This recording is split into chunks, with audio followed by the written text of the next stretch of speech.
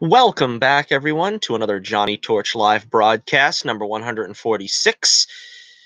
Torch News Roundup number 131, but this will be a very abbreviated broadcast today. I didn't get a chance to do the show yesterday.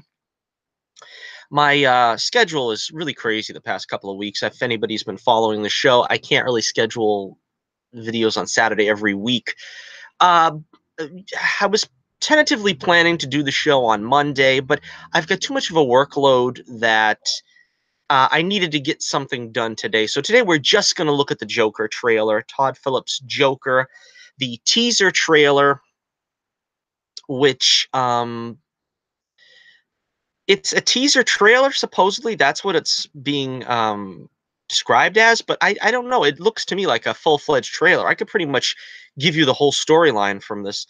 Before we get there, though, let me just, as you know, or you may not know, today is WrestleMania Day, WrestleMania 35 to be coming out. And I got a poll up on my Twitter page. You can check the link in the description below for my Twitter poll of the week, which is kind of just of the day. So if you're not watching this live or on Sunday, it's probably not going to mean anything to you, but got to advertise it just the same. The poll question is, if you could see only one of the three leave WrestleMania 35 with the belt, or belts, in the case of the women's title, who would it be? Seth Rollins, Becky Lynch, or Kofi Kingston? 9 votes so far. Just put this poll up like 2 hours ago, and I'd like to see a lot more turnout. So vote in the poll of the week question. I can tell you right now, it is split right down the middle with 3 votes apiece, 33% each for Seth, Becky, and Kofi. I'm not going to take a lot of time giving detailed predictions, but I think the most likely to win out of the 3 is probably Becky Lynch. At least I'm hoping she wins. I really want to see her with the titles. Seth, I want to see him win, but Brock is such a, ugh. And Kofi, I want to see him win, but the thing is, I think that's something that they might string out longer and have, he'll probably win on the following SmackDown Live or something. That's kind of the way those things go. There's always one title that changes hands on the following Raw or SmackDown. All right, so as I said, an abbreviated show today. I don't have a lot of time on the schedule today, but I figured I can probably check this trailer out for you in about a half hour, and we'll see what we see. All right, as usual, I have a multitude of images here for us to go through. I don't know. I still don't know about showing the actual trailer on the screen because I don't know how the copyright stuff works. I don't want to waste my time here if it's going to get taken down. So we'll just do some images, and I'll try to the best of my ability to recall what happened. All right, first off, first image that struck me was this one of Arthur climbing up the stairs in sort of a, he's in this ghetto environment, not really the best town, but particularly Gotham. This one, of course, set in the, I think it's the 80s. It's supposed to be the 80s. It looks more like the 70s. And of course, they're trying to evoke the Scorsese-esque classics like Taxi Driver, King of Comedy. And the thing that I like about this shot is the way it is mirrored with the final, or one of the final shots in the trailer, where you can see how he's gone over the course of the trailer from dragging himself up those stairs every day to rather triumphantly dancing down the stairs. For some reason I don't have that image. I thought I had it up here, but all right, that's cool. We'll just continue on. Let's see. We also see, this is Arthur and his mom. Kind of a disconcerting scene, to be honest. But I believe now, I'm not sure exactly what the situation is, but I believe his mom's got some kind of an illness, and he's supposedly taking care of her in her, illness. So that's kind of makes it a little less creepy. But again, this kind of sets the tone for who Arthur is, I think, and that his his life is not one of normalcy to begin with. Let's put it that way. But yeah, that's kind of interesting to see where they're starting. Obviously, as most of us, his mother is very important to him. I think that's something that we see unfold during this trailer. One of the sadder things is it seems like his life kind of degenerates, and you have to imagine his mother's going to die at some point during the movie. Now, this is where he is writing jokes. He's got like a pill bottle there, and he's writing jokes for his. At some point, he's going to be like a stand-up comic. In the lore of the Joker, he's got varying degrees of success being a stand-up comic. Not very, not very successful. And of course, the big takeaway from this one here is his writing becomes more erratic by the end of the page, where he says the worst part of having a mental illness is people expect you to behave as if you don't, which of course is pretty profound, to say the least. Let's see. We have, this is interesting, Arkham State Hospital. Now, I'm guessing this is before it becomes Arkham Asylum, and it's going to become the asylum primarily because of what Arthur is going to do to Gotham. But at this point, it's just a state hospital, and this is what I think is apparently going to be him going to treatment at the beginning of the movie. As we see in the beginning clip, the beginning of the trailer, he's talking to a therapist or a psychiatrist, and she tells him, is it easier for you to have someone to talk to? And he kind of puts on this kind of phony grin, and it is kind of creepy, and one thinks of Harley Quinn and how that's kind of the game he'll play, kind of playing his psychiatrists in the future. So in a way, they're really tapping into some of the core precepts of the Joker in this trailer. But we'll get into why I'm not entirely sold on why this is a good idea in the first place. Let's move on to the next image, though. With this was something I thought was very well done. This is Arthur is in the elevator with a manic patient, and even the cops there, because this guy's so violent, and he is like trying to tune it out and trying to keep himself in balance there.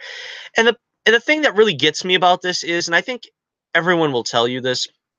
Thankfully, I don't have experience, but I think everybody will tell you that when they treat somebody with mental illness like Arthur apparently has, and he goes in there and he sees someone who really does have mental illness, it kind of is that wake up call saying, I'm not really that bad. I don't deserve to be here. I shouldn't be here because I am not crazy, because this guy is obviously crazy. And so that's why I'm guessing this is early in the movie when he is probably just taking treatment for some kind of minor thing. But as is usually the case, he is going to become progressively worse, and it's partly from being associated with these kind of people. I think in this kind of setting, in this kind of location, it puts you in a bad frame of mind to begin with. Okay, so this is pretty sad. Arthur apparently gets a job, and he says his mom always said to smile, and they play that haunting Jimmy Durante version of Smile, though your heart is aching and all that. And so he gets a job apparently as a clown in some kind of, I don't know, department store or just, hole in the wall store. And these guys steal his sign, run off with it, and he chases them. He gives chase, as they say. And I like the way he's moving in this scene before the assault. He kind of has that Chaplin-esque shuffle and moving, his head and so forth in very deliberate ways. And I think that is pretty cool, because one of the things I always complain about with Joker interpretations in the modern age is they forget that the Joker, he's supposed to be reflective of comedy to an extent. And that doesn't just mean the one-liner. I mean, because a lot of people equate the Joker to the stand-up comic, but he should have the appearance of sort of a classic comedian, a classic stage comedian that can do sort of um, the Chaplin-esque, the Stan Laurel-esque type movements. I think that's something that's pretty cool. That's been lost in the Joker pantheon. So I like seeing it here. And later on, we will see that he is going to be involved in a Chaplin, um, uh, you know, uh, a Chaplin themed show or something that he's going to, which is pretty cool. All right, so next up, let's see here. He goes after the guys that stole his sign, and they, of course, apparently beat him up. Now, this is the thing that kind of puzzles me. I mean, it's one thing to be dedicated to your job, but I mean, I don't think that whatever he was making in 1983, I don't know, 380 an hour. I don't think that it was worth going after those guys that stole the sign, almost get hit by a car. Apparently, he looks like he's been kicked in the ghoulies. So I don't think it was worth it, Arthur. You should have just taken the loss. I don't think you would have been fired for it. You probably would have had to pay for the sign. You know, maybe they would have taken $6 out of your pay. 2 hours worth of work. But that's just me. But this is sort of the beginning of the end for Arthur. You can see in the subsequent scenes, we got a little glimpse of the telephone booth scene where he smashes his head against the glass. Then you see him come home on the subway, and he starts laughing manically. And this is probably the birth of the Joker. This is when we see him kind of officially full-fledged lose it. And they have these like guys that are from like an office or something. I don't particularly, you know, I don't know if I get it, but the thing that gets me is they beat him up. They take off the hat, the wig or whatever, and they kind of like, do you really want to, press this guy that's obviously got a problem? He's like dressed as a clown. He's laughing manically to himself, and you kind of want to accost him. Again, this is not a smart thing. I mean, I don't think in anybody's parlance this would be a good idea. So they beat him up, and they use that line that is way over repeated for the Joker, which is freak. I've never particularly gotten why that's become a popular thing in Joker lore, is that people call him a freak. I mean, a freak to me is someone that kind of has no choice. You know what I mean? It's like, this is a guy that you see dressing up in makeup and stuff, and doing crazy things. He's obviously doing it by choice. You know what I'm saying? It's not like he's a freak like the Freak Show, the dog-faced boy or something. You know what I mean? He's kind of doing this by choice. And when everybody that runs into him calls him a freak, I've never quite gotten that. I don't think I ever will. And it's kind of strange to me. But they use that line here too. He gets beaten up again. Obviously, I've heard a lot of people, or some people at least online, I don't know if I would say a lot of people, but they are saying, is this trailer trying too hard to make us have sympathy for the Joker? I don't know if that's the problem. I don't think that we are supposed to have sympathy for the Joker, because eventually at some point when you start killing and stuff, I don't care how bad your life is or was, you've lost all sympathy. You've lost the right to have sympathy because you're doing something that's, obviously heinous. So I don't know if the problem is that I'm feeling sympathy for the Joker. But then he has that great line when he says, "I thought my life was a tragedy, but it's actually a comedy." And I think that's, the thing is, well, the whole story of the Joker is traditionally, all it takes is one bad day and you'll become like him. And I think they're trying to portray that here, where it looks like he's going through It seems like 24 hours because I think he's wearing the same uh, Joker suit here. I think when he gets beat up as he was when he got beat up from the sign incident, and when you see him on the phone, banging his head in the telephone booth, I'm probably thinking that's when his mother dies. I'm not sure, but that's what it looks like to me.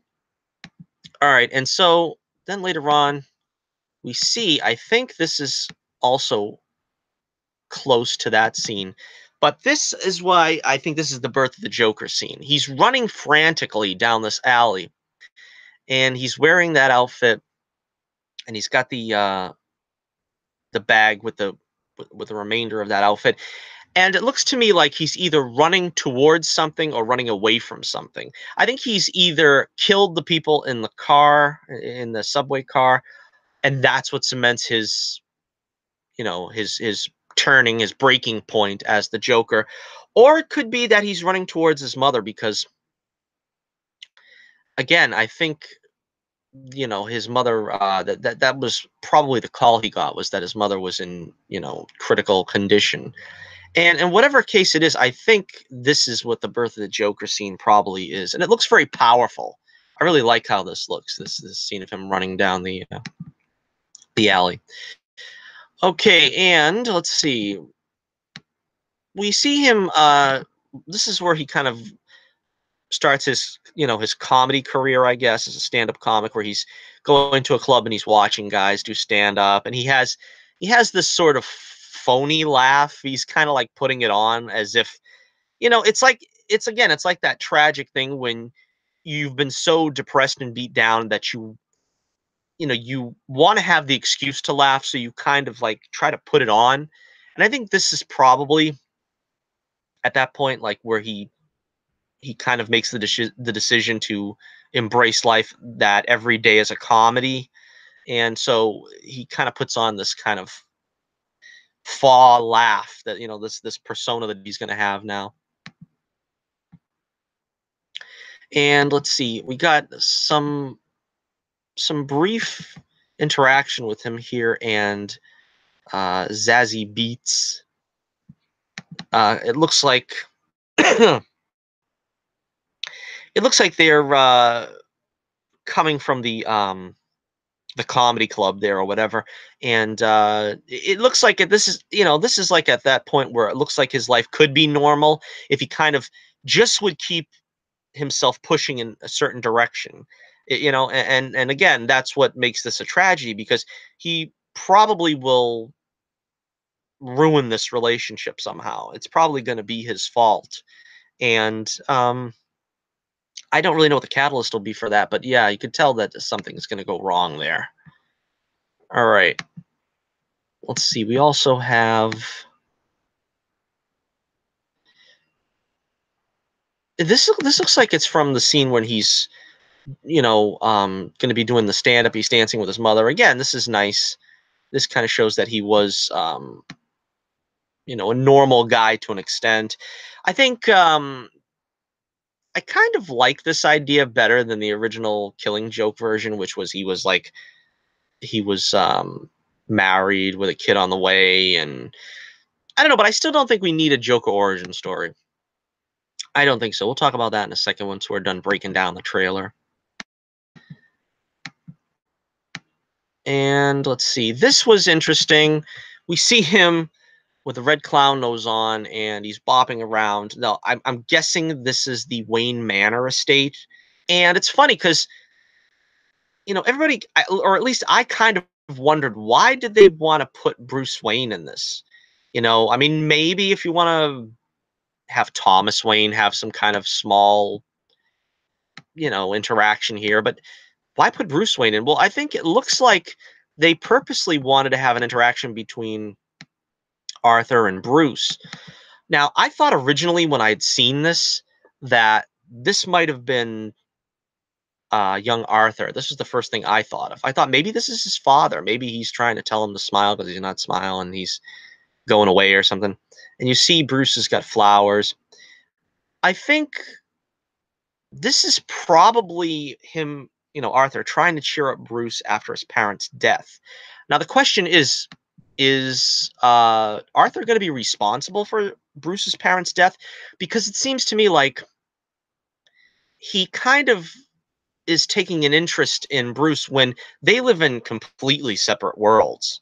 I don't know what he would be thinking to just want to come and try to cheer this kid up. I mean, it could be possible. That might be the only reason he has, but you would think he would be somehow tied to Bruce Wayne, and maybe that's the reason why he approaches him. We have Thomas Wayne. We get just a glimpse of him in this trailer, and this is obviously after he's gone nuts as the Joker and done a killing spree or something, because he's talking about how does a person do this, a cold-blooded killing or something like that. This might be after, like I said, the subway incident where he might have killed those guys.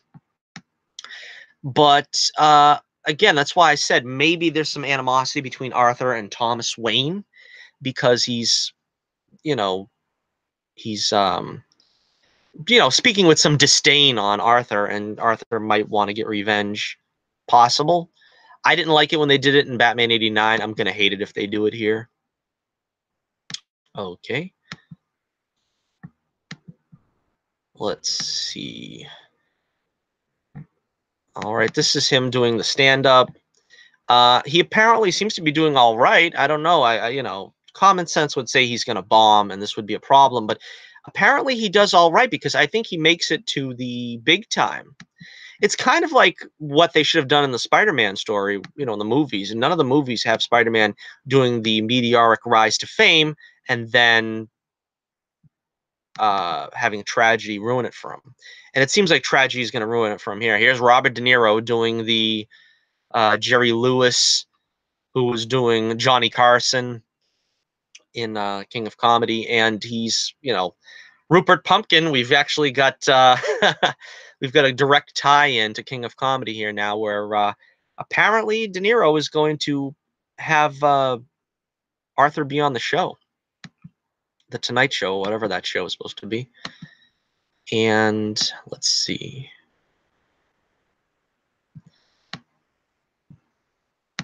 This is Arthur backstage. We see him go through the curtains. So apparently this persona he's made for himself as the Joker starts off just basically taking him from the small club circuit to the big time. And then we eventually see him doing, as we've seen in the behind the scenes footage of him running through subway stations and running down the street with the cops chasing him. So we see all that. And let's take a look here.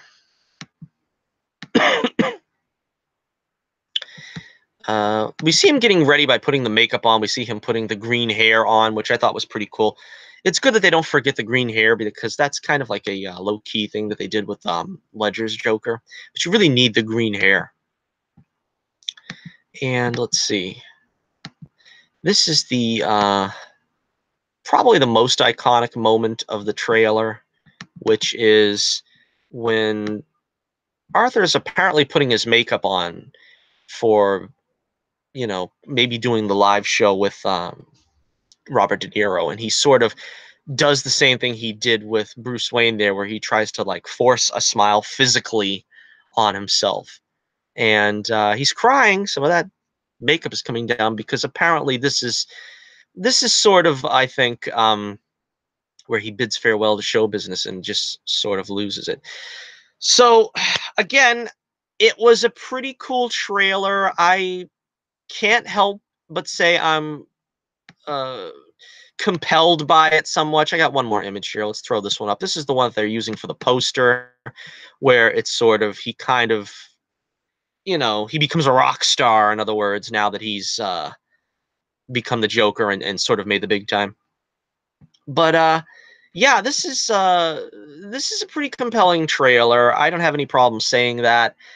Again, now this is where I'll just break it down for you briefly on, I don't think you should give an origin to the Joker. That's kind of the problem I'm having. It's not needed. The Joker is supposed to be a force of nature. Nobody really knows where he came from. arguably he doesn't even know where he came from. I think I think part of the reason why a lot of people gravitated also to Heath Ledger's Joker, not only because of the great performance, which of course he did, but because this is going to be a great performance too by Joaquin Phoenix. I'm very confident in that. But I think the force of nature styling of the Heath Ledger character is what really put him over, because you could see he had some kind of anarchistic beliefs, but we really didn't see what brought him about. We didn't really see what caused him. I think when you see what causes the Joker, that's the problem with people saying they don't want to feel sympathy for the Joker, because in a way you feel like, you know, the bad situations that he's been in, it doesn't justify what he becomes ultimately. And again, I don't want to see him kill the Waynes. I don't want them to tie him to Batman that way. Again, this is going to be just an Elseworld story. They're going to be hard pressed to make a Batman movie with these characters, because we've got Arthur Fleck being in his mid 40s while Bruce Wayne is like 10 years old. That's even a bigger separation than in Batman 89, when he was 10 years old and Joker was apparently, I don't know, 18, something like that. You had 8 years difference on him. In this case, you're going to have at least, you know, let's say that Phoenix, who's like in his 40s, let's say he's playing a 38-year-old, you're still going to have, I don't know, close to 30 years. You're going to have like at least 28 years difference between Joker and the Batman. That's, again, kind of difficult to see how they're going to do that if they do want to make this the Joker going forward in the DCEU. Of course, we still have some kind of plans apparently for the Joker in Birds of Prey, so it might not be completely over for Jared Leto. Again, I'm not a big fan of rated R superhero flicks. This looks very depressing, so I'm not going to say I'm all in right now. I'm probably going to see it when it's on cable or whatever, but I don't think I'm going to probably be seeing this one in theaters. Again, I don't know. I mean, let me know what you think in the comments below. Is this the story we need right now? I mean, could they do a better job of getting the Joker back on track in the DCEU without doing this Elseworlds tale? And another problem I have is you could tell that this is very derivative. Scorsese, I think, is the producer. He's not directing it, but you could tell they basically just took this formula of the somewhat deranged protagonist that gets increasingly deranged over the course of the movie until he is a danger to himself and others. And I feel in a sense that they're just plugging the Joker into that this is not really the best organic way to come about the Joker's origin. I'm not sure. I don't know. Tragedy or comedy? Let me know what you think in the comments below. Again, like I said, good trailer. I kind of feel I know the movie already. I mean, we probably will get thrown a swerve at the end or something to find out what happens to the Joker. Does he get caught? Is he the real Joker, quote unquote? Some people are saying that maybe he's somewhat like they've done in Gotham, where he's sort of the prototype Joker, where he inspires other Jokers. Because as we see, even in the trailer, he's got his devotees that are wearing Joker makeup and so on and so forth. Maybe this was sort of the proto Joker that kind of inspired another incarnation somewhere down the line when Bruce grows up. I don't know. Let me know what you think in the comments below. Thank you once again for joining me for this Johnny Torch Live on this glorious Sunday afternoon. Johnny Torch Live number 146 and the Torch News Roundup number 131. I would say in closing, it looks like it's going to be, because a lot of people are saying, is it going to be an Oscar contender? I think it's going to be a solid movie. I think this is something that we haven't seen in a while. this kind of Scorsese-esque classic 70s type movie, 70s, 80s type movie.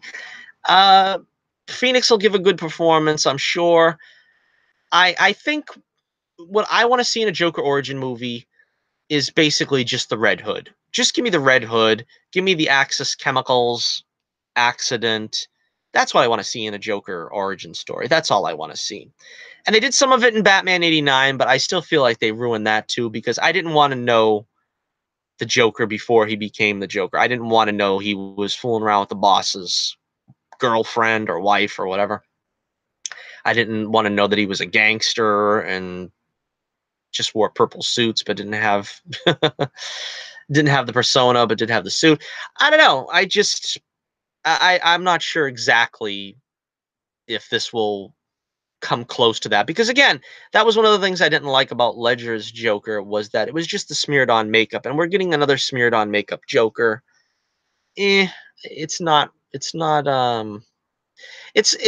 case where Gotham created the Joker, and I think in a sense maybe that's the case, but I think Batman should really be in effect first before the Joker comes to town. I don't really see the Joker coming first and then Batman coming as a response. I see Batman coming to take, sort of the Batman Begins thing, coming to take down organized crime, and then there's the rise of the freaks who sort of up their game because they see that, the Batman is sort of a symbol, and they sort of try to symbolize themselves. All right, so again, thank you for joining me, and we're going to try to do another broadcast tomorrow on Monday because I've got a big show prepared. But like I said, I really didn't have time to break down this trailer as well as the other two trailers we're going to break down. We're going to look at the Avengers Endgame final trailer, and we're going to look at the probably final trailer for Cobra Kai Season 2, along with a couple of other things. So that's tomorrow. Then it's going to be a busy week for yours truly. I got Shazam on Tuesday, and you can expect my review on Wednesday of Shazam, spoiler review. As usual, I'll do a couple of spoiler-free thoughts at the beginning of the video, so don't be afraid. But then I'll dive right into it. So yours truly got a very busy week ahead. So remember to hit like, share, and subscribe, and we will see you back before too long. Until next we meet, this is Johnny Torch reminding you once again, keep the flame burning brightly, and I'll be with you again real soon.